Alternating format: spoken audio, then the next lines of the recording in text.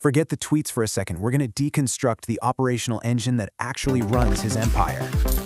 Subscribe to See You for more fascinating, insightful, and wealthy stories. All right, here's how we're going to break it down. We'll trace his journey in 5 key parts.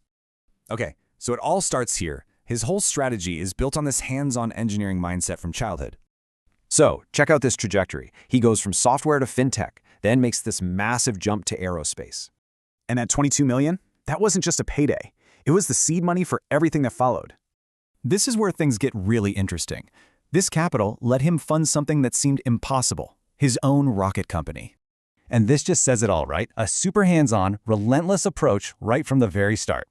Even now, look at his titles. He's still the chief engineer, the product architect. He's always in the weeds. And the challenges have just scaled massively, right? From coding all night to running multiple global companies. Just look at the scope here. We're talking several super capital-intensive industries, all at the same time. But this isn't random.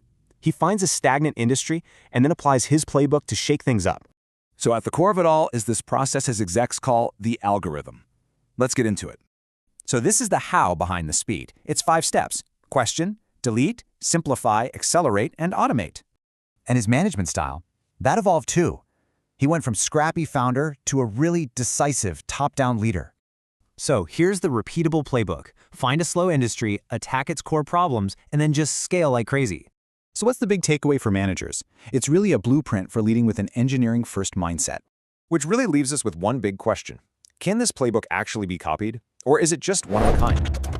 Subscribe to See You for more fascinating, insightful, and wealthy stories.